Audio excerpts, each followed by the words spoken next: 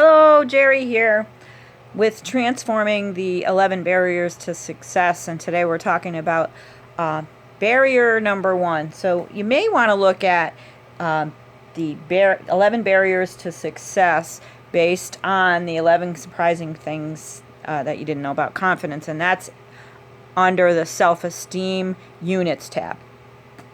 So I'm going to be posting 11 separate videos on this, and I encourage you to view them as I expand on these points. And then there's optional homework as well. So this is number 1. Periodic bouts of insecurity are a good thing. It means you're pushing yourself outside your comfort zone. And that does seem like a paradox, right? Some people may even have developed an ability to accept this paradox that self-doubt is okay. And at one extreme, they may be so afraid of failure that they don't even try. And then they slowly retreat into their protective shell. So you're in the right place if you'd like to come out of that and more fully into the world. But even very successful people can fall into the trap of avoiding challenge by just maybe creating a really good life for themselves. Like comfort is the ultimate goal, and then they forget that challenge and discomfort and even self-doubt is fuel for the soul. So you might be asking yourself, what is she even talking about when you're encouraging me to feel good about yourself and yet you want to challenge me not to, right? Little paradox. But what I'm doing here is I'm asking you to remember that your eternal soul wants you to love yourself while you're making mistakes and in all your mess. And love yourself when you don't love yourself. And that's essentially our task, is to love ourselves as we stretch and we grow and we make ourselves better, or even worse, while we're loving our own essential nature and that of other people as well. So our souls want to expand, they want to learn, they want to grow, and to stay connected to the essential nature of who we are. So the point is to step outside your comfort zone, notice your feelings, your limiting beliefs, and that'll help you develop greater freedom from your fears so that you're going to live a more fulfilling life. Now here's a phrase that I use a lot. Tell my individual clients this. I love myself even when I fuck up. So tell yourself that on a regular basis. It is uncomfortable to step outside the norm for yourself, to do something different than what's expected of you from your family and from your social group. By this time in our lives, we've become imprinted with so many unconscious beliefs. Neural pathways have been created in our minds, and it causes us to be attached to certain ways of being. So I get that it's uncomfortable. But you came here because you don't want the same old patterns anymore, and these neural grooves in your brain may feel comfortable and beckon us to keep doing the same familiar old thing, but we're here to choose something different. I am a huge fan, by the way, of Joe Dispenza, and he talks about the science of this, so if that's something you're interested in, I'd recommend you check out the 2-hour video that I posted in the resources unit under this section of the group. It's Dr. Joe Dispenza.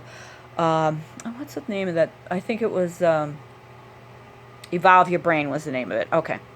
So besides the seductiveness of comfort and the disempowering beliefs that tell us we can't, there's variations that will that can keep us stuck. We can get infected with the idea that there's only enough talent or success or possibility to go around, and that's bullshit. So I'm going to ask you to listen to this writing, this quote that I'm sure you've heard before, but I just think we need to be reminded on a regular basis. That's the bigger point of the group, is to remind ourselves of what's possible and to have a forum so that we can step into that. All right. So, again, you may want to close your eyes and listen. Our deepest fear is not that we are inadequate. Our deepest fear is that we are powerful beyond measure. It is our light, not our darkness, that frightens us. We ask ourselves, who am I to be brilliant, gorgeous, talented, fabulous? Actually, who are you not to be? You are a child of God. Your playing small does not serve the world. There is nothing enlightened about shrinking so that other people won't feel insecure around you. We are all meant to shine as children do. We were born to make manifest the glory of God that is within us. It is not just in some of us, it's in everyone. And as we let our own light shine, we unconsciously give other people permission to do the same. As we are liberated from our own fear, our presence automatically liberates others. So quit thinking there isn't enough. We need you all to be big and amazing and living your best life, and that's why we're here. So there's another variation too. Notice how you might be inclined towards jealousy. Someone posts a big win, for example, and it might make you feel like you couldn't do that. But what we're doing here is we're building self-awareness. Jealousy is fine when you acknowledge it. It can even be a compliment to others, right? Wouldn't it be great if someone said to you, oh, I'm so jealous of you. So why isn't it, the problem is when you use that to cover your own light. Oh, they're big, so I can't be. All right. So I've said to people, thank you, and don't think you can't do it too, because you can. So we all have jealousy and negativity and shadows within us, and it's all about what we do with that. So stay tuned, because there's going to be more information on this dark side as we progress with this particular unit of the Courage to Sing.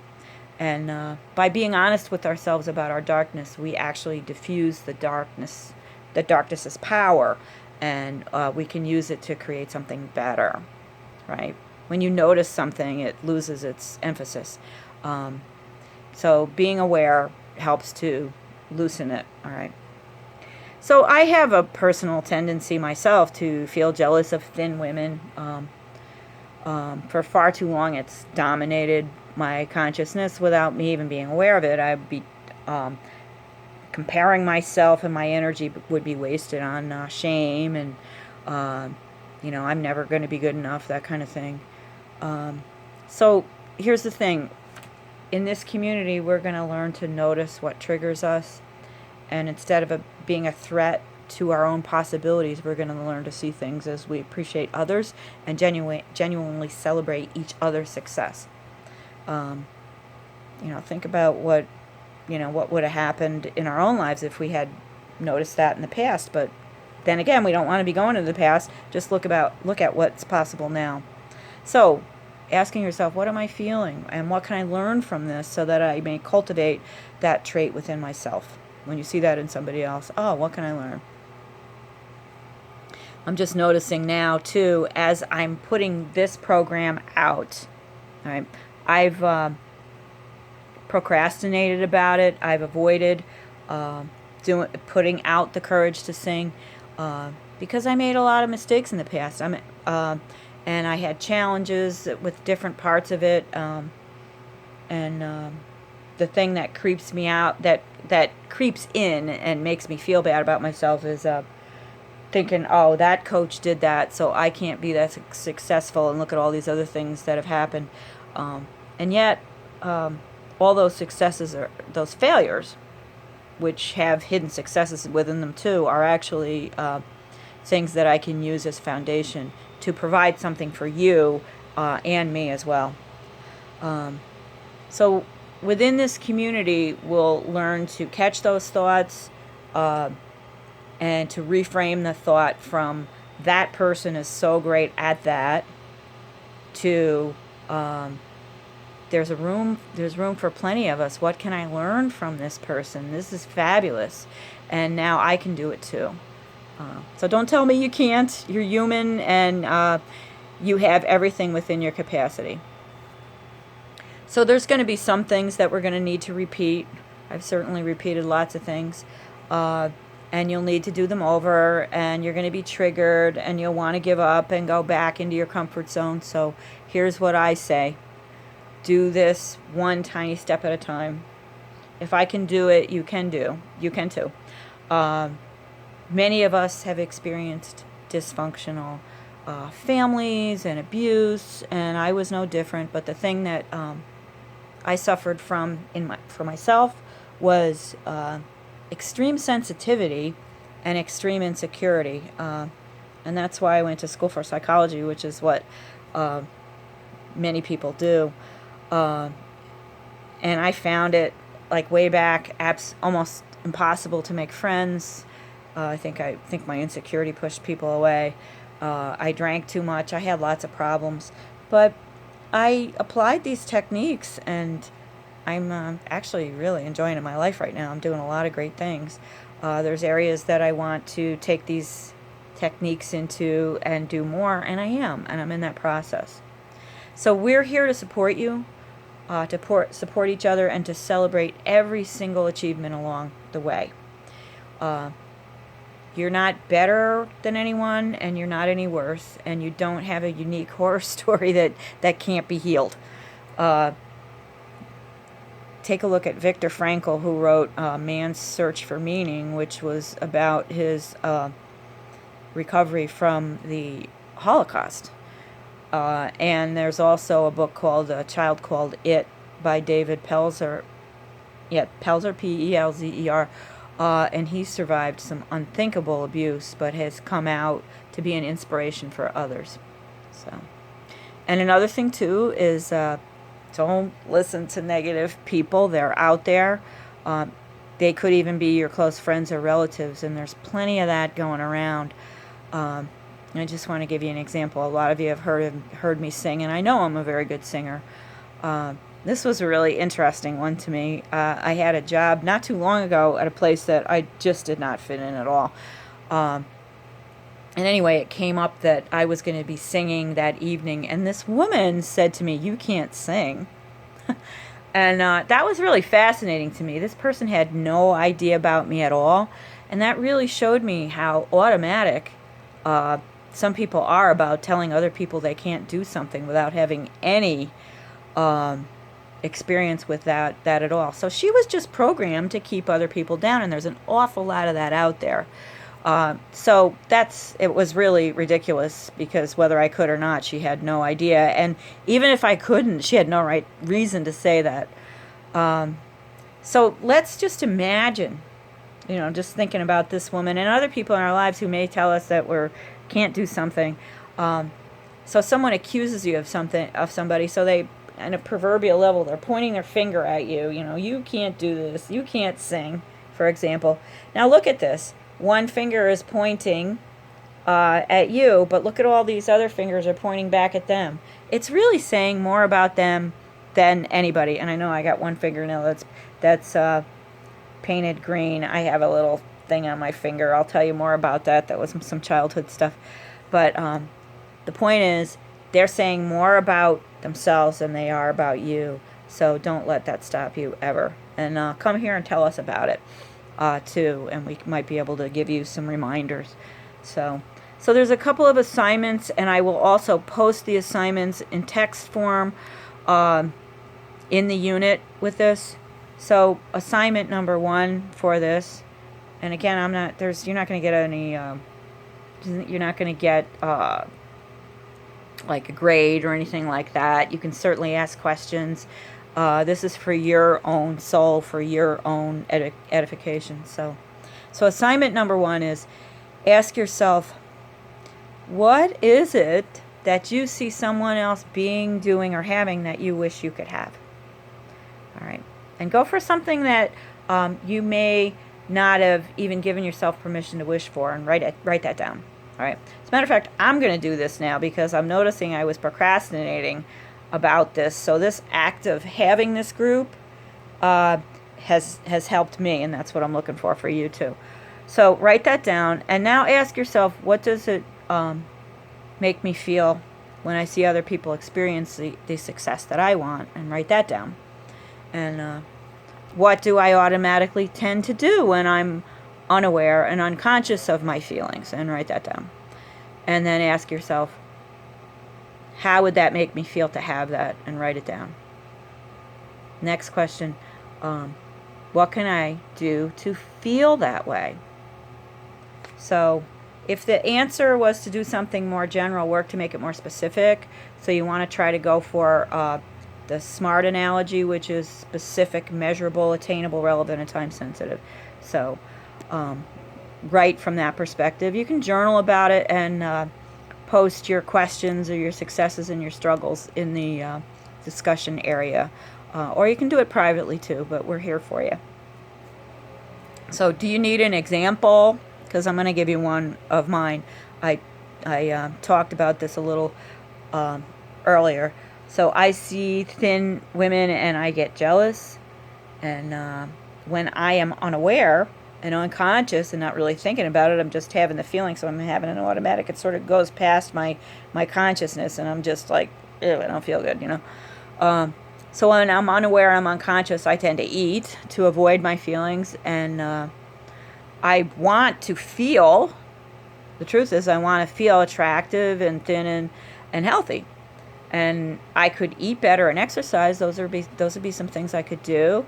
And to be more specific, measurable, attainable, relevant, and time sensitive, I could cut out sugar, write my food intake, go to Weight Watchers, walk a half hour a day, and check my progress every week. So those are some options. Right. Another is I see successful people and I feel depressed. Right. When I'm unaware and unconscious, I surf the internet, I watch movies, I procrastinate, and I do anything but be with my feelings. And I would like to feel confident and proud of my success. I can work hard for my success. Using the SMART analogy, I can do specific things every day. Check in with myself at the end of the day to be sure I did them. Check on my progress and readjust as needed. Clarify the kind of success I want and revisit my progress quarterly. All right. So there's going to be more upcoming materials on specifically handling feelings as well. Okay? All right. So another optional assignment is to do something new and outside your comfort zone. So what is something that you've been wanting to do that's new and a little scary and artistic or stretches you? And by the way, I reposted this. For some reason it disappeared, the number one. So the others are programs that I had videotaped a while back. So this is the new one. And then as far as I can tell, 2 through 11 will be from previous times. And the reason I'm saying that is because I'm videotaping this during COVID. So in some ways I'm glad I'm noticing that I can't give you the example of sing karaoke unless you want to do it at home.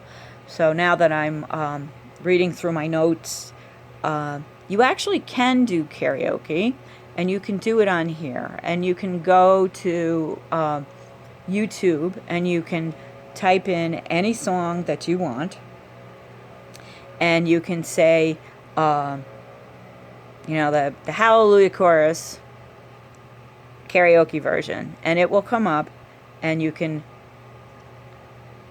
click it and you'll be able to sing it, and you can post it on your phone and post it in our group. If you'd like to do that, that would be something that would be outside of a lot of people's comfort zones. Okay? Some other ideas, you could submit a story for publication, apply for a job that's beyond you, try on some wild new clothing, take a class, probably be online. I guess I'll have to leave out the audition for a play and take some dance lessons, but you get the idea, trying some new things. All right, and do that this week, and then you might want to post in discussion. We can talk about them a little bit. So those are the things. I will post the assignment, and you'll have it in written form as well. So I love you all. I'm sending you light and love. Bye-bye.